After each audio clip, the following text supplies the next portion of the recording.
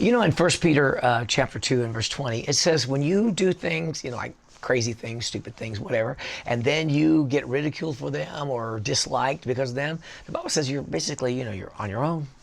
You are. But when you suffer like Jesus did, he was right, did not do anything wrong, did everything perfectly, and he still suffered. So sometimes you will suffer even when you do everything right. And the Bible says it is acceptable to God. In other words, God accepts that. And Jesus being our example, sometimes you do all right things and get wrong results. For instance, when Jesus was in the Garden of Gethsemane, look what happened to him. All the disciples fled, invested 3.5 years in them. They saw the miracles, they saw all the great things. And when Jesus needed them most, first of all, they fell asleep. And then second of all, then they abandoned him. But the Bible said there was something that happened to Jesus. He looked further than just the moment.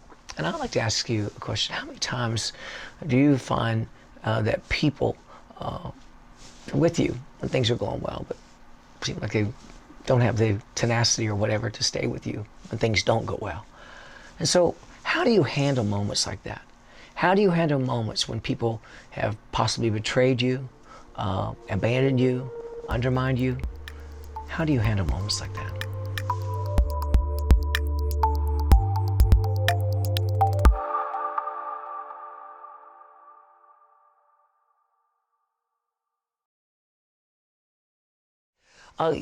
Judas was like the highly revered disciple.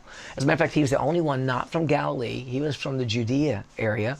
His name means to be praised, and everyone saw him, the imagery of everything we're looking for, so much so that they gave him the bag. In other words, they let him be over all the money. That's how much they trusted him. That's how much confidence they had in him. So he really presented really well, okay?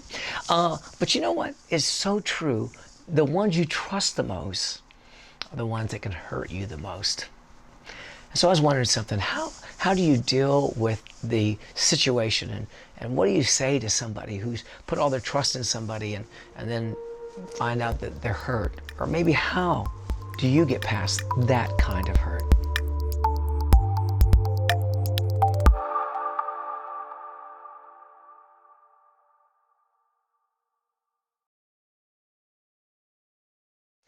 Then we go to Peter, who denied Jesus. He said, I'll stick with you all the way. You can count on me. Don't worry about it. I got your back. And people say, I'll take a bullet for you. But sometimes you find out they're the ones with their finger on the trigger. So anyway, it doesn't always work the way that they, verbally proclaim it will be, right? And so many people said, I'll be with you, man. But you find out really they're not part of your building. They're just scaffolding after some time. However, sometime they really are part of your future. Sometime they're really going to do something great in your life. But for the moment, they just, deny you like Peter did.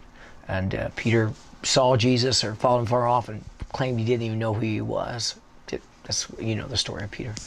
But what I want to ask you is that think about this, Jesus handled it in a way that he was saddened by what Peter did, but he didn't ever desert Peter the way Peter deserted him. And because he didn't, look what happened. On the day of Pentecost, Peter becomes the preacher. Peter's the one that Jesus identifies perfectly and said, go tell all the disciples and Peter. So what people have you just that have disconnected from you and now you're going to disconnect from them, and you're going to, in the moment you feel like, well, they want it this way, I'll just do it this way. Or are there times that possibly you should come back around and maybe not so severely cut somebody off, because they may be part of the future that God has for you? So in what ways have do people allow a moment of aggravation or just feeling like they're been done wrong? In what ways do they allow moments like that to cut off the future that really God had in mind for them?